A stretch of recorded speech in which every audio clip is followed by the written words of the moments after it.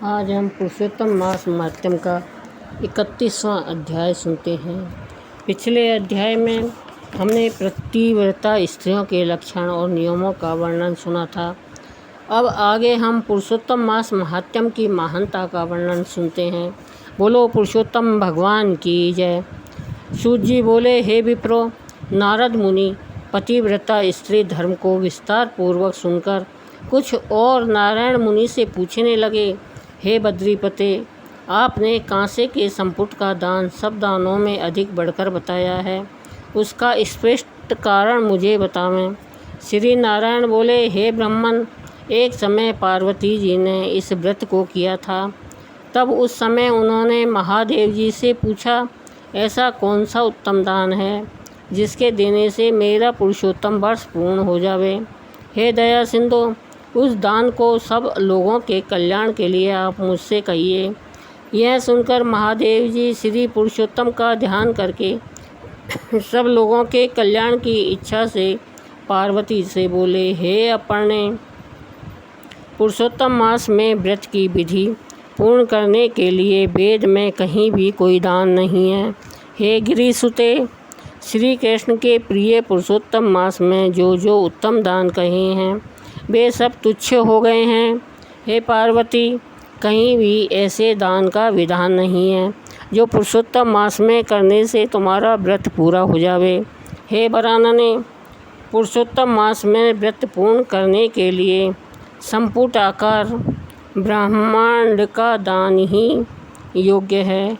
हे वरानने, इस दान को कहीं भी कोई व्यक्ति नहीं दे सकता, इसलिए इस ब्रह्मांड के प्रतिनिधि स्वरूप कांसे का संपुट बनाकर उसमें 30 मालपुआ रखकर 7 धागे से लपेटकर विधिवत पूजा करके व्रत की पूर्णता के लिए विद्वान ब्राह्मण को देवे।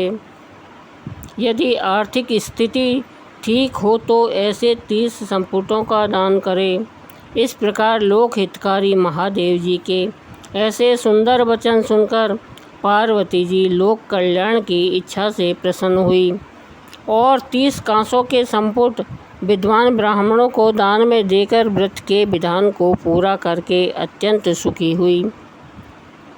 सूत जी बोले, हे विप्रो, नारद जी भगवान बद्री नारायण के अमृत तुल्य वचन सुनकर अत्यंत प्रसन्न होकर बार बार नमस्कार कर फिर कहने लगे, हे पुरुषोत्तम मास सब साधनों का सर्वश्रेष्ठ मास है।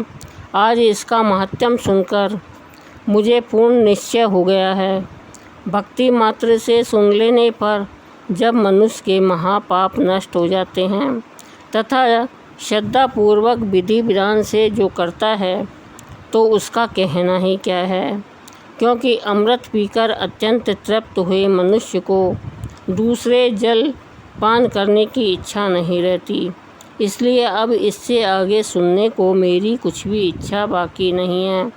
सूत जी बोले, ब्रह्म ऋषिवर नारद जी का इतना कहकर शांत हो पुरातन मुनि बद्री नारायण के चरण कमलों में मस्तक नव रखकर नमस्कार करने लगे। जो मनुष्य भरत खंड में जन्म लेकर पुरुषोत्तम मास का सेवन नहीं करते वे घर जंजाल में आसक्त हुए अधम हैं। ऐसी दुष्ट बुद्धि वाले मनुष्य बार बार जन्मते और मरते हैं तथा जन्मांतर में पुत्र मित्र भार्या एवं प्रियजनों आदि के वियोग के दुखों से दुखी रहते हैं।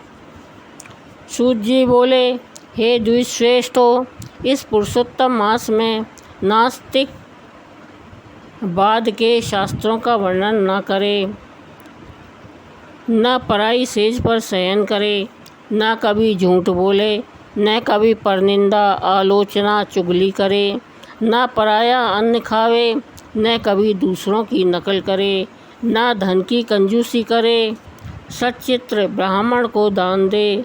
धनवान होते हुए जो कंजूसी करता है वह रौरव नरक में जाता है। व्रती लोग दिन में सायंकाल के 4 बजे के बाद भोजन करें। अतः वे लोग धन्य हैं जो पुरुषोत्तम मास का नियम पालन करते हैं। महाराज इंद्रधुम्न यौवनास्थ और भागीरथ, यह सब राजा लोग पुरुषोत्तम मास की आराधना कर श्री कृष्ण भगवान के निकट पहुँच गए। इसलिए यह पुरुषोत्तम मास सब साधनों में श्रेष्ठ है और वांछित फल देने वाला है। बोलो पुरुषोत्तम भगवान की जय।